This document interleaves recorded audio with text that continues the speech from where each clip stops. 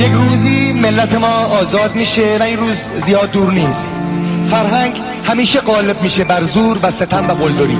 فرهنگ ایران هزاران سال غالب شده، بر چنگیز مغول غالب شده. اینها کی هستند که فرهنگ ایران بر اینها غالب نشه؟